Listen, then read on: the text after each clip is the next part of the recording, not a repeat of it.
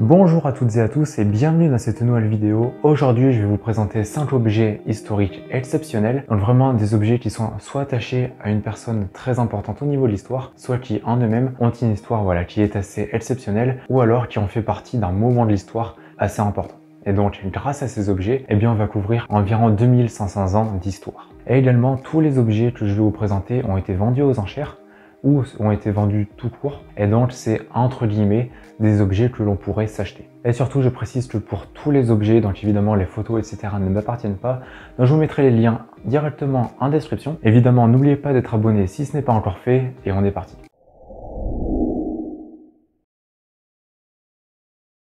Donc on commence tout simplement avec un tableau. Donc voici le tableau en question. Alors peut-être qu'il vous dit quelque chose, peut-être qu'il ne vous dit rien. Quoi qu'il en soit, le peintre va certainement vous parler puisqu'il s'agit tout simplement d'Adolf Hitler. Alors pour ceux qui ne le savent pas, Adolf Hitler, donc avant de devenir la personne que l'on connaît tous, était tout simplement une personne qui souhaitait se lancer dans les arts et devenir peintre. Malheureusement pour lui, en fait, il a échoué à de nombreuses reprises. Il n'a pas pu entrer dans les écoles où il souhaitait entrer, tout simplement parce qu'on qualifiait son talent de médiocre. Donc, ce qui fait que il a tout le temps échoué, il n'a jamais pu faire ce qu'il souhaitait. Et d'ailleurs, certains pensent que, ça serait un petit peu à cause de cela que petit à petit, ça l'a un petit peu dérangé, disons, et qu'il a eu un petit peu de haine en lui. Voilà, quoi qu'il en soit, si jamais il était devenu peintre, peut-être que certaines horreurs auraient été évitées. Quoi qu'il en soit, si l'on revient à ce tableau, donc il s'agit d'une aquarelle qui a été peinte entre 1924 à 1922, voilà, on ne connaît pas exactement à quelle période il a été fait. Et donc, comme vous pouvez le voir, il représente un château, donc un château qui se situe actuellement en Allemagne et qui est le château de Neuschwanstein. Sinon, concernant ce tableau, il fut vendu aux enchères en 2015 pour la maudite somme de 45 000 €. Voilà. C'est un objet dont j'avais envie de vous parler en fait parce que ça représente une partie de l'histoire que l'on ne connaît pas forcément et je trouvais ça intéressant de parler de cette anecdote.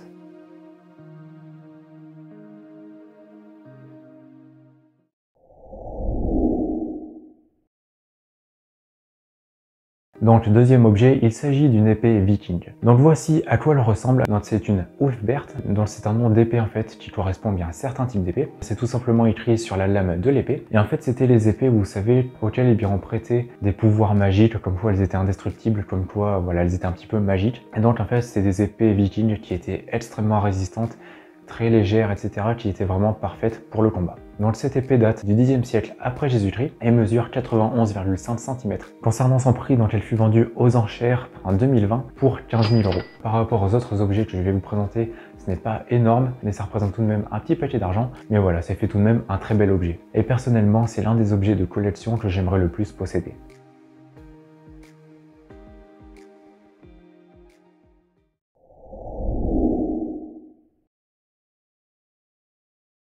Troisième objet, donc il s'agit d'un casque grec datant du 6e siècle avant Jésus-Christ. Donc voici le casque en question. Alors c'est un casque dit corinthien, et donc en fait c'est tout simplement le type de ce casque. Comme vous pouvez le voir, il est vraiment en parfait état, il est vraiment nickel honnêtement pour l'âge qu'il a, en sachant qu'il a environ un peu plus de 2500 ans. C'est vraiment énorme, c'est vraiment une pièce de musée. Et donc pour l'histoire de ce casque, c'est un casque qui provient d'un dénommé Alphonse Kahn, qui résidait avant sur Saint-Germain-en-Laye, dans les Yvelines. Il a ensuite été racheté par Matthias Comor, de New York, et ce dernier l'a ensuite revendu à Arthur et Hélène Coin. Donc ces derniers l'ont acheté le 21 mai 1960. Évidemment, ce casque a été vendu aux enchères en 2017 et il était estimé entre 50 000 et 80 000 livres, et finalement il s'est vendu à 168 750 livres, ce qui représente environ, au taux de change actuel, 191 000 €. Voilà, c'est fait vraiment une très belle pièce du musée que peu de personnes peuvent s'acheter malheureusement.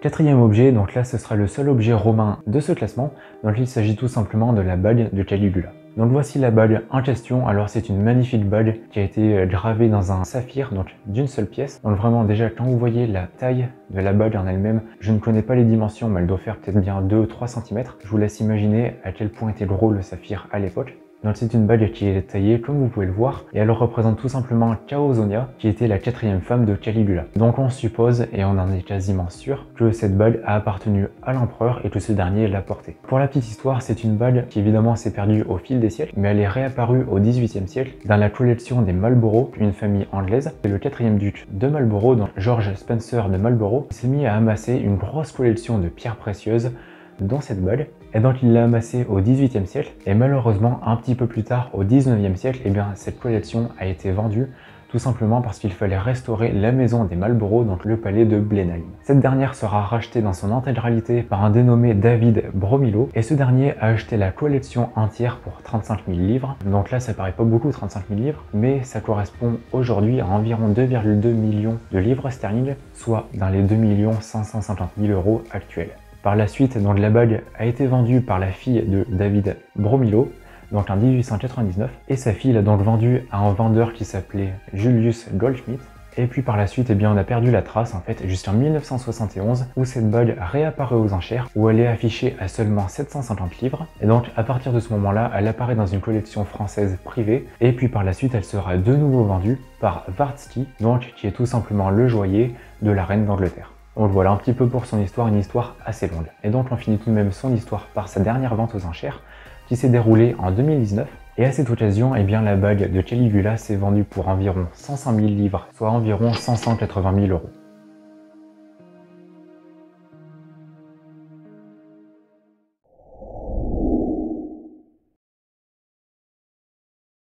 Cinquième et dernier objet, donc un objet qui est assez important, disons pour l'histoire française. Donc il s'agit tout simplement d'une feuille d'or ayant appartenu à la couronne de Napoléon Ier. Donc voici à quoi elle ressemble. Alors comme je vous l'ai dit, c'était tout simplement une des couronnes qui appartenait à la couronne de laurier que portait Napoléon Ier lors de son sacre. Évidemment, cette couronne a depuis disparu. Toutefois, au total, 6 feuilles ont été sauvées, puisque tout simplement, lorsque Napoléon a testé sa couronne, pour faire les tests en fait pour son sacre, il s'est aperçu qu'elle était un petit peu trop lourde. Il a donc demandé à l'orfèvre qui avait créé la couronne, donc il s'appelait Saint-Guillaume Bienez, tout simplement de retirer un petit peu de poids, et ce dernier en a donc retiré 6 feuilles. Donc cette feuille mesure 10 cm de longueur environ et pèse dans les 10 grammes d'or. De base, elle était estimée entre 100 000 et 150 000 €, donc ça fait tout de même une assez grosse somme. Et finalement, elle sera vendue aux enchères donc par la maison d'enchères Osna, et elle sera vendue à 625 000 €, qui est vraiment énorme, mais en même temps, c'est vraiment un objet très symbolique. Concernant l'acheteur de cette feuille, on ne le connaît pas, tout simplement il a gardé l'anonymat, on sait juste qu'il s'agit d'un acheteur étranger.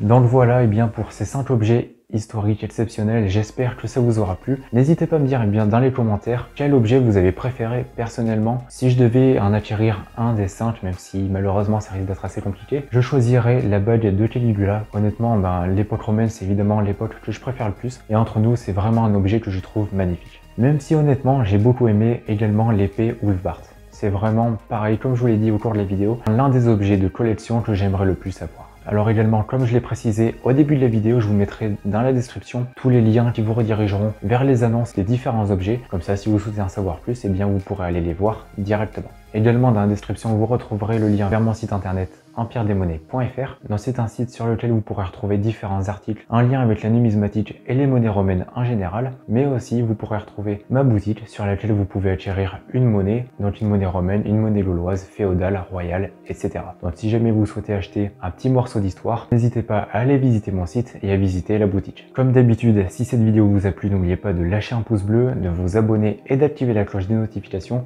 Moi ça me soutient énormément et vous ça vous permettra de savoir dès qu'une nouvelle vidéo sort. Si vous êtes encore là, déjà merci beaucoup, et puis marquez dans les commentaires objet historique, comme ça au moins je saurai qu'il reste jusqu'à la fin des vidéos. D'ici là, je vous souhaite une bonne journée ou une bonne soirée, prenez soin de vous et de vos proches, et puis on se voit dans une prochaine vidéo. Allez, salut!